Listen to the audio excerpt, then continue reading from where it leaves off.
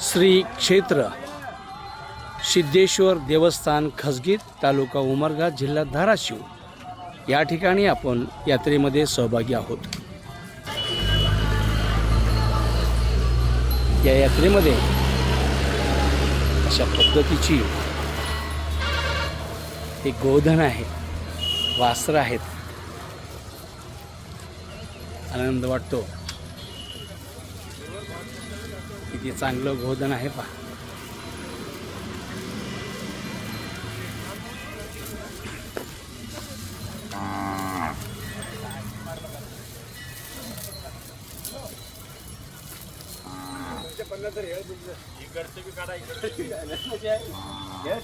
Morning वॉकचे कार्यकारी मंडळ या ठिकाणी उपस्थित आहेत।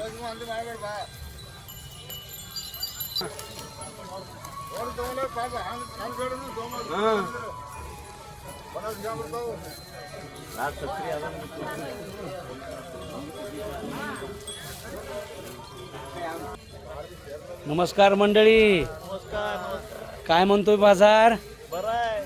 सगळ्यात महागडं कोणचं वासरू विकलं काय माहिती आहे का? खिलार विकलं। कुठल्या गावाचं होतं काय सांगता येईल? औषधाचं होतं। चांगली गोष्ट आहे। यावर्षी जत्रा काय म्हणते?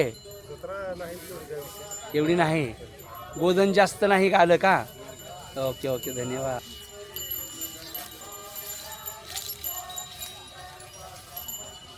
लाल कंदारी खिलार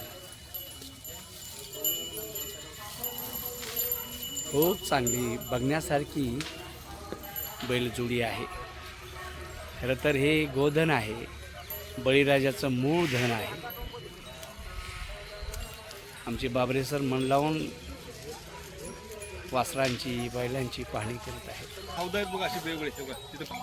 मंडळी पाहिलं, हे आहे बळीराजाचा वंश, ज्याच्या श्रमावरती इथला शेतकरी खुश असतो, आनंदी असतो।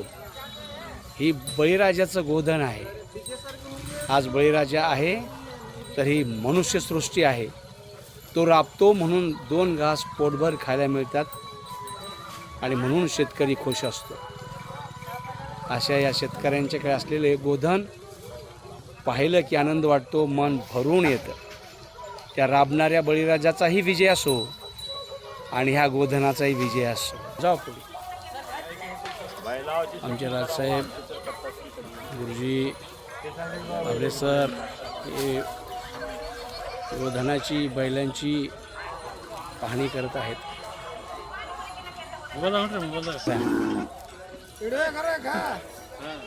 व्हिडिओ करतो इंस्टाग्राम, फेसबुक, यूट्यूब।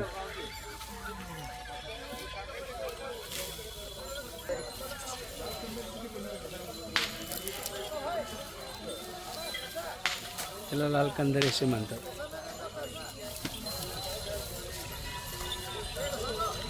बाकीची पांढरी असतात ते पुढे आहेत लाल कंदारी।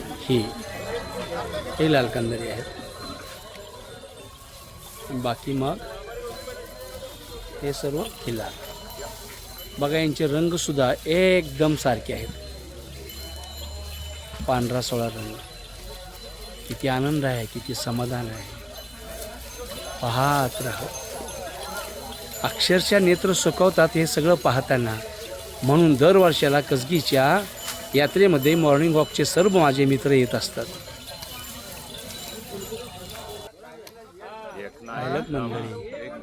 किती देखणं वासरू आहे, माणसाची प्रतिकृती दिसते, इतका सुंदर।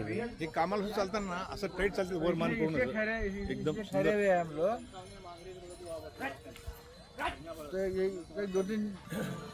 बाबरे सर आहेत। एकेकाळी ते MSCBमध्ये क्लास 1 अधिकारी म्हणून नोकरी केलेले, मॉर्निंग वॉकचे मार्गदर्शक आहेत।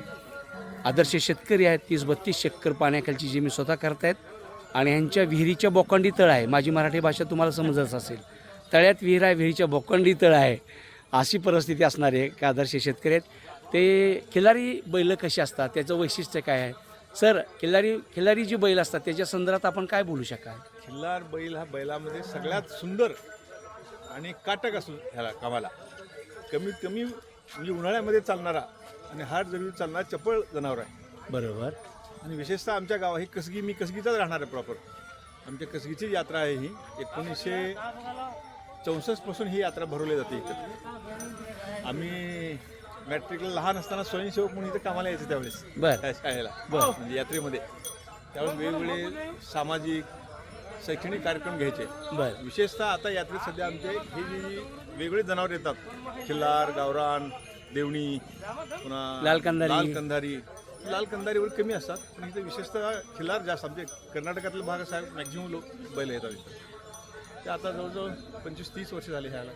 खूप चांगली, मनापासून धन्यवाद सर. सगळ्यात ब्रीड खिल्लार चांगलं. अच्छा, धन्यवाद.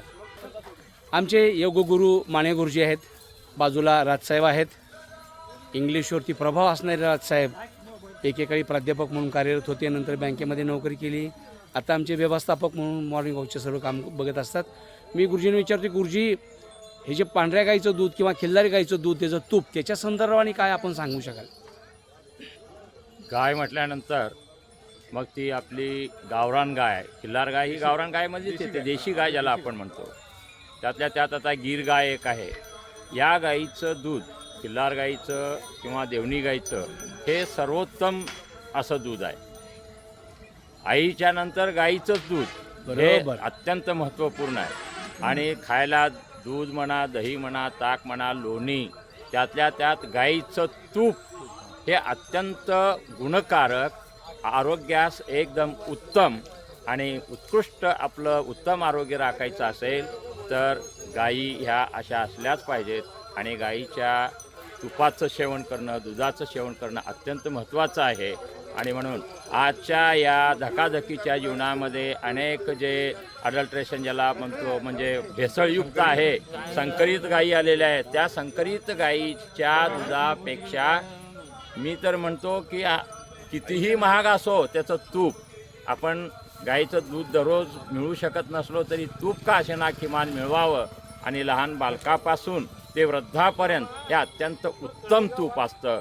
तर या खिल्लार गायी ज्या आहेत, जिथे जिथे असतील, तूप कमी प्रमाणात निघतं, कारण दूध हे कमीच असतं आणि फॅट वगैरे कमी असतं गाईचं, परंतु गुणकारी औषध. सर नमस्कार. गोधन आणि शेतीचा विकास किंवा गोधन आणि शेती याचा कसा सुसंवाद आणि संबंध आहे, त्या संदर्भाने त्याचं महत्त्व सांगा. गोधन म्हणजे जे काय गाईपासून तयार होतं त्या वस्तूलाच आपण म्हणूया. आणि त्या वस्तू आपण ज्यावेळेस शेतात वापरतो त्या चांगल्या पद्धतीने खताच्या स्वरूपात त्याचं रूपांतर होतं. आणि खत जमिनीला आवश्यक असतं. आणि जमिनीत जर खत मिळालं तर चांगल्या पद्धतीने शेती करू शकतात शेतकरी, चांगलं अन्नधान्य पोषक करू शकतात. त्यासाठी त्या दोन्हीचा एवढा महत्त्वाचा संबंध आहे की बस ते एकमेकाला अटॅच असलेले आहे. पूरक. धन्यवाद सर. मावळतीला जाणारा सूर्य किती सुंदर दिसतो, सोबत दिसतो, आनंददायी दिसतो, समाधान आहे. इकडे आणि समोर बसलेले शेतकरी किती मनापासून समाधानाने बसलेले बघू आपण. रामराम मंडळी. बळीराजाचा धन्यवाद. तुमचं नाव काय? प्रकाश भीमसेन पांढरे, बर. आणि गाव? कसगीवाडी. बर बर बर. मावा तुमचं नाव काय? गोविंद विठ्ठल माशाळे. बर. आता काय इकडे विकण्यासाठी आणले का विकण्यासाठी, विकत घेण्यासाठी आला तुम्ही? विकण्यासाठी आलो. विकण्यासाठी आणले. काय आणलं विकायला? बैला गाई. चांगली गोष्ट. हे गाई तुमच्याच आहेत का? बर बर बर. धन्यवाद. ह्या वर्षी पाऊस पडला, बरं वाटतंय का? छानपैकी मस्तपैकी आनंद आहे. थँक्यू. सदन शेतकरी हे पांढऱ्यांचं. हां, धन्यवाद धन्यवाद. कशी दिसते बैलगाडी?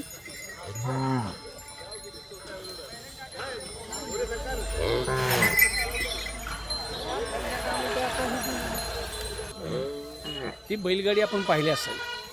ते आता पहिल्यांदा बैलगाडी मध्ये आले आणि त्या बैलगाडीला पाहून हे बैल बावचळले. आता बैलाला बघू. पण दिसताना मित्रांनो किती बैल छान आहेत बघा. बघत राहावं. माणसाच्या प्रेमाची प्रतिकृती सुद्धा इथे जाणवते आहे. बघा ना किती छान दिसतंय. खूप छान, धन्यवाद. आनंद वाटतो. ही बैलजोडी किती सुंदर आहे, देखणी आहे. बघत राहावं, मन प्रसन्न होते. बळीराजा जेव्हा अस्वस्थ होतो, थकतो, भागतो, उदास होतो, तेव्हा तो बैलांच्या मध्ये रमत असतो, गाई वासरांच्या मध्ये रमतो. म्हणून तो सगळ्यांचा पोशिंदा असतो.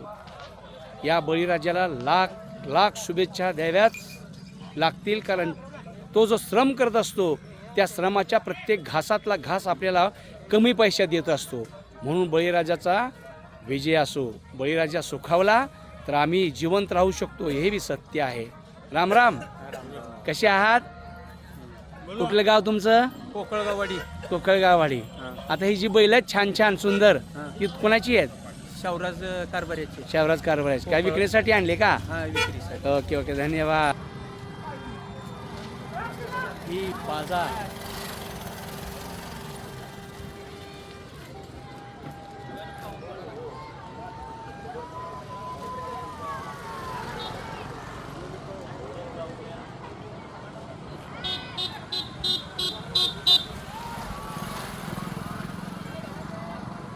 खासगी गावातला हा यात्रा महोत्सव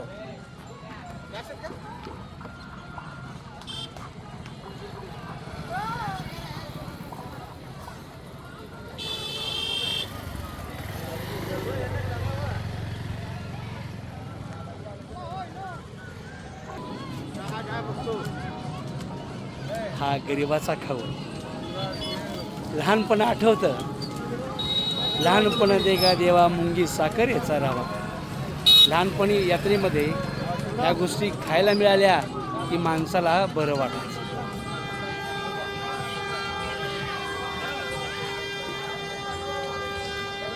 आणि इकडे मग चालत राहतो तो पाय.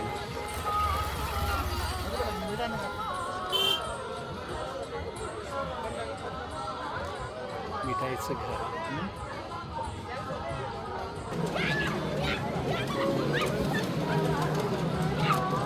मुलांचं खेळणं एकदम आल्हाददायक आहे, आनंद देणारं आहे, भारी मजा असते.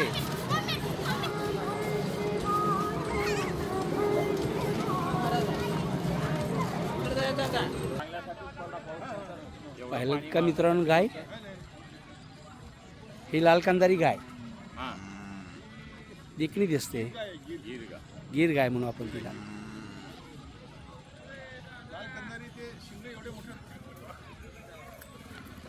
सर नमस्कार. आताची जी कसबीची यात्रा सुरू आहे, दरवर्षाला ही यात्रा कसबी तालुका उमरगा जिल्हा धाराशिव या ठिकाणी भरते. हजारो गोधन या ठिकाणी येतं, प्रदर्शन होतं, चांगल्या गोधनाला बक्षीस पण दिलं जातं. अशी एक कृषी धन असं म्हणून या कृषी धनाबद्दल, या यात्रेबद्दल आपण काय विशेष सांगू शकतो?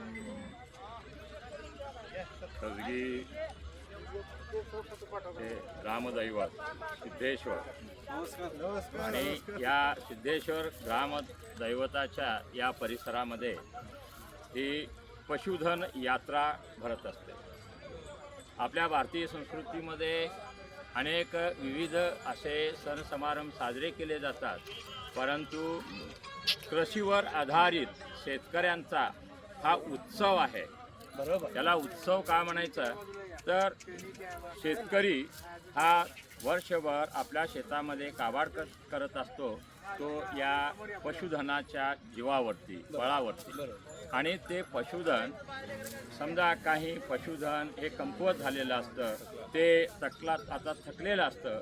आता त्याला आणून इथं विकलं तर जातं, अन्यथा दुसरे तरी बदलून घेऊन गेले जातात. म्हणजे आमची जी संस्कृती आहे ती ऋषी संस्कृती आणि कृषी संस्कृती ही अशी जोड घातलेली आहे. तर ऋषी संस्कृती काय सांगते की शेतीप्रधान देश असल्या कारणाने आणि शेतीला जो म्हणजे खत पुरवठा होत आहे सध्या, तो कसा आहे, रासायनिक खताचा वापर केला जातो. आणि रासायनिक खताचे जे अनेक दोष किंवा आपण त्याला प्रदूषण, दुष्परिणाम म्हणू, ते आता खूप मोठ्या प्रमाणात झालेलं आहे.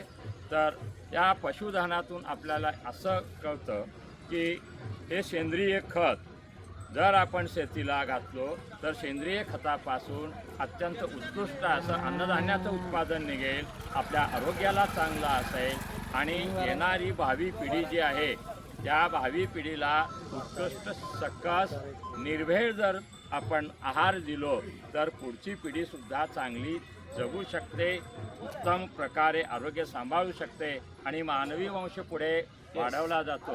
त्याच धर्तीवरती हे पशुधनसुद्धा आहे. म्हणून आपल्या बळीराजाची एकच एक अपेक्षा असते, ती म्हणजे आपलं पशुधन टिकवून ठेवणे, नवीन नवीन प्रकारचे व्हरायटीज जे आहेत पशूंचे ते आपल्या शेतीसाठी उपयुक्त असणारे ते घेऊन जाणे, त्याचं संगोपन करणे, संवर्धन करणे आणि उपयोग करून घेणे.